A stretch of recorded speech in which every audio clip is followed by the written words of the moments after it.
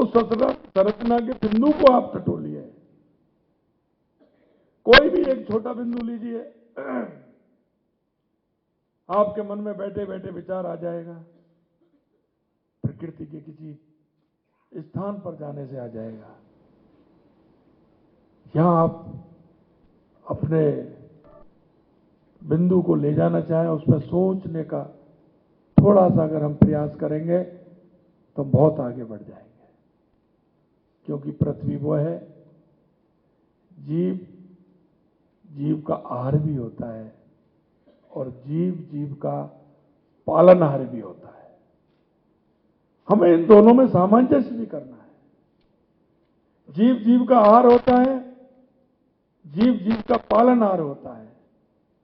कभी आपने विचार किया होगा कितने जीव जंतु पक्षी कैसे पैदा हुए? इनका कोई पृथ्वी से कोई लगाव है क्या? इनका अगर जन्म हुआ है, कहीं ना कहीं उनका जन्म हुआ है, वो पृथ्वी के स्वरूप के हैं। किसी भी जीव जंतु को, किसी भी प्राणी को, किसी भी पशु को हम ये नहीं कह सकते कि एक पृथ्वी पर बोझ है। अगर आप इसकी गहराई में जाएंगे तो निश्चित रूप से प्रकृति का आनंद मिलेगा, और वो ये मिलेगा कि ये भी किसी न किसी काम के लिए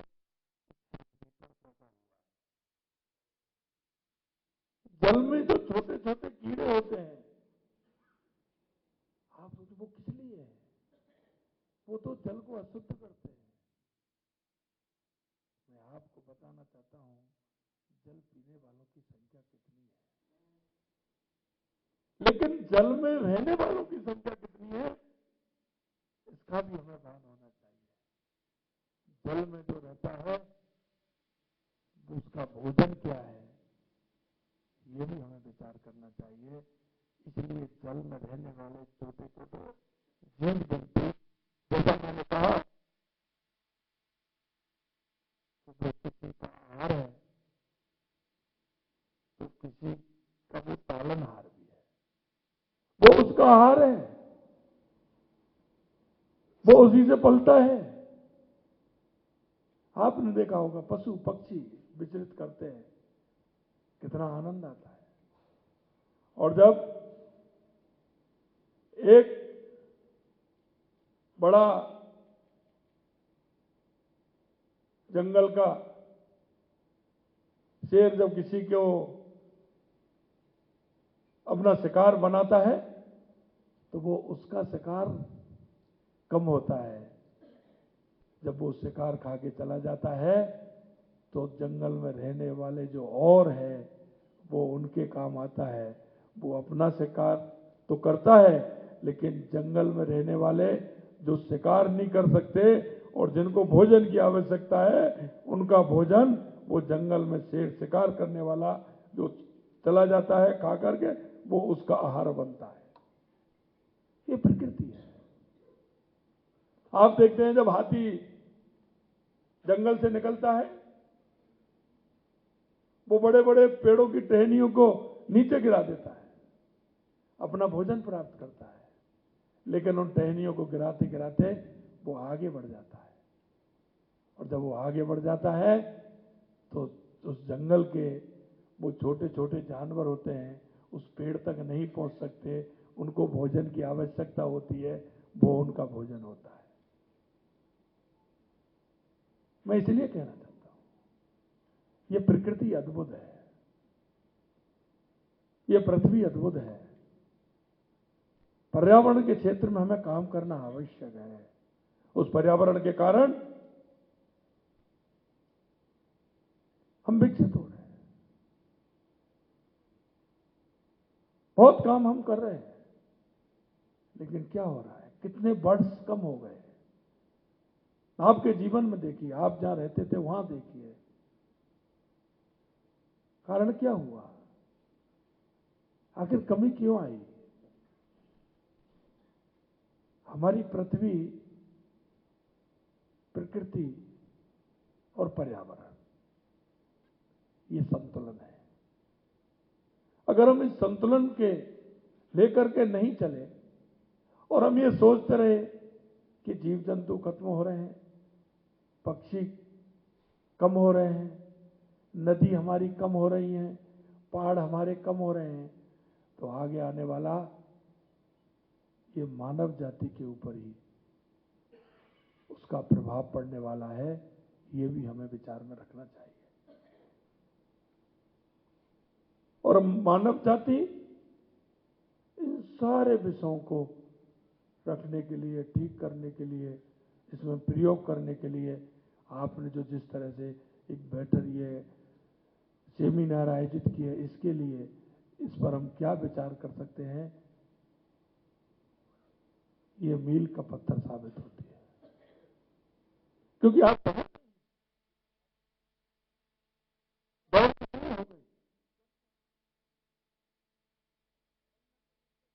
हमारी प्रकृति को देखें, हमारे मानव का स्वभाव क्या था? शाम को 6 बजे बाद भोजन नहीं करते थे। आज 11 बजे पहले भोजन नहीं होता है। क्या हम इसमें प्रकृति का संरक्षण कर रहे हैं? 8 बजे 9 बजे सो जाते थे, लास्ट होता था वो, तो सुबह 5 बजे 4 बजे जगते थे, नित्य क्रिया करते थे और उसके बाद हम हमारे काम में लग जाते थे। हमने भी छोड़ा है। ये एक उदाहरण है। प्रकृति में संतुलन में, प्रकृति के संतुलन में, प्रकृति को हम किस तरह से आगे बढ़ सकते हैं, हम सबको बहुत बड़ा है। वहां भी हम देखते हैं पड़ोसी की चिंता कौन करता है? मेरे गांव में, मेरे वार्ड में, मेरे अपार्टमेंट में कौन ऐसा रहता है जिसको आवश्यकता है? मित्रों, मैं आपको इतना कहना चाहता हूं कि हजारों लाखों सालों का देश है, ये कभी अधिकारों से नहीं, ये कर्तव्यों पर निर्भर है। कर्तव्यों पर, और उन कर्तव्यों में क्या करने था, ये हमारे विचार में आना चाहिए। कर्तव्यों में वो सब कुछ नहीं था जो प्रकृति, पृथ्वी, पर्यावरण, उसको समाहित करते हुए चलता था। हम वृक्षों को पूछते, पर्वतों को पूछते, नदियों को पूछते हैं,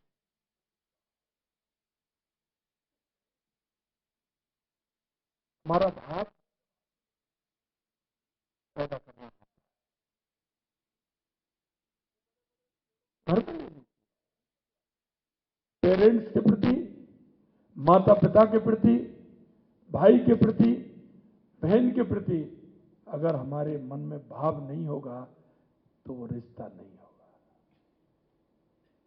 बनावटी ज्यादा नहीं चलता है, उसमें कहीं ना कहीं अगर उस भाव में कमी रहती है तो भाव का मतलब नहीं होता है और आगे वो मन और भाव टूट जाता है। हमारा उसके प्रति भाव कितना है?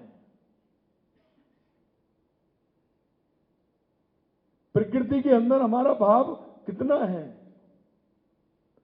मेरी आवश्यकता मेरा भाव नहीं है, वो तो मेरी आवश्यकता है। वो आवश्यकता मेरे मन को हिला भी सकती है। मेरी आवश्यकता पृथ्वी के संरक्षण को नुकसान भी पहुंचा सकती है। मेरी कोई ऐसी आवश्यकता है जो प्रकृति के, पृथ्वी के, पर्यावरण के किसी भी उसको अगर नुकसान पहुंचाती है तो मुझे मेरी आवश्यकता को त्याग देना चाहिए। यह पृथ्वी का संरक्षण है। मैं निश्चित रूप से सूरी जी को भी धन्यवाद देना चाहता हूं। आप सभी को धन्यवाद देना चाहता हूं कि यह संस्था ऐसा काम कर रही है।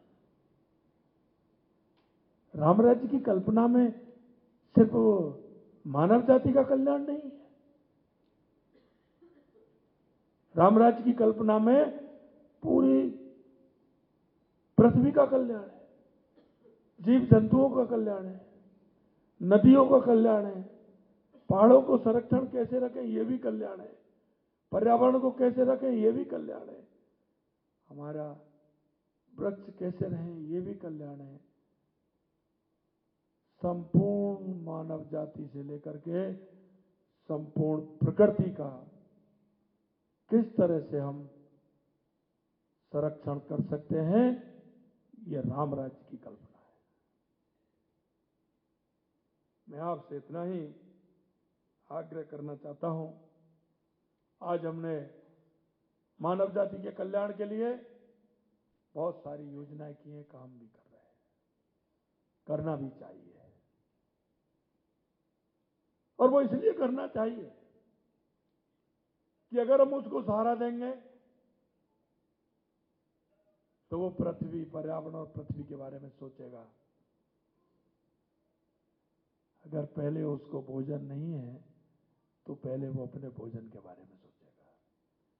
इसलिए हम मानव कल्याण के लिए, पंडित दीनदयाल उपाध्याय के अंत्योदय के लिए, क्योंकि अंतिम पंक्ति में जो खड़ा व्यक्ति, पहले हम उसको कैसे सहारा बने। क्योंकि आप देखते हैं मित्रों कि मेरी आवश्यकता पहले रोटी, कपड़ा और मकान की आवश्यकता होती है। तो हमारा संरक्षण ठीक प्रकार से हम उसका कैसे कर सकते हैं। मेरे पड़ोस में रहने वाला, मेरे शहर में रहने वाला कोई व्यक्ति ऐसा तो नहीं है, क्योंकि हम सभी इस देश के, प्रदेश के नागरिक हैं। और नागरिक होने के नाते नागरिक का कर्तव्य भी माना जाता है।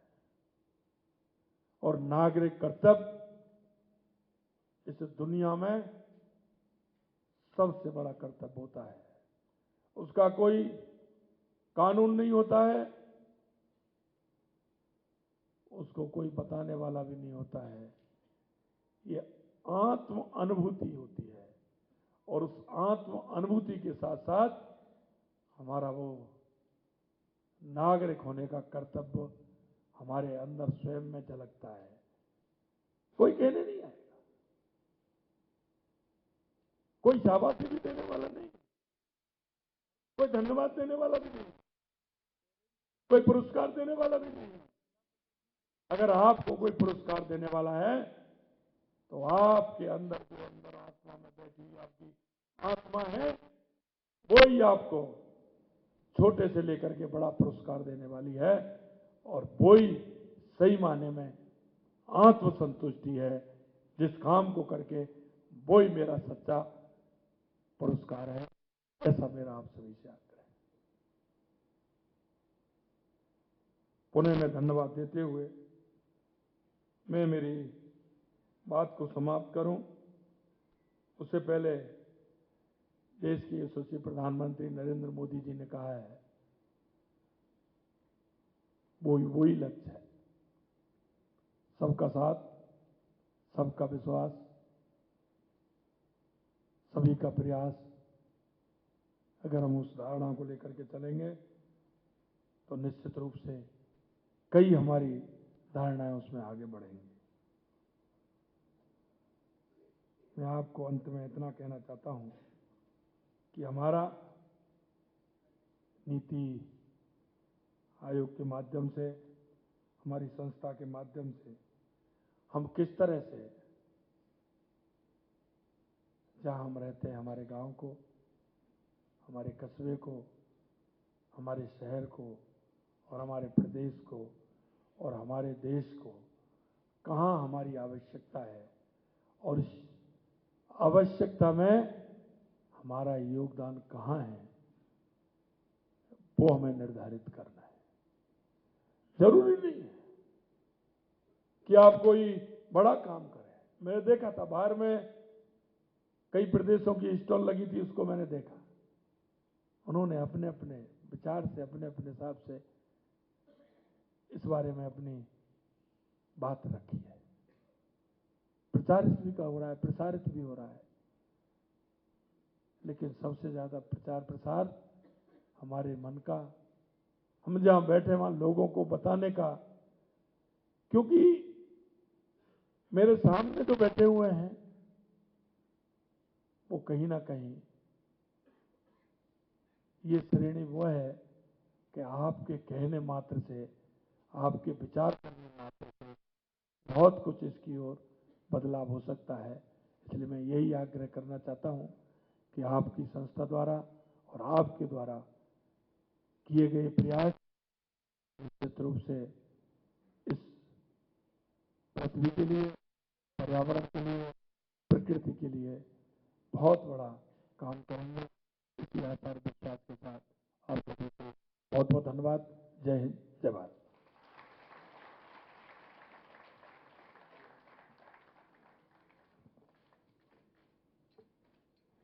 धन्यवाद, बहुत बहुत धन्यवाद माननीय मुख्यमंत्री महोदय, आपके प्रेरक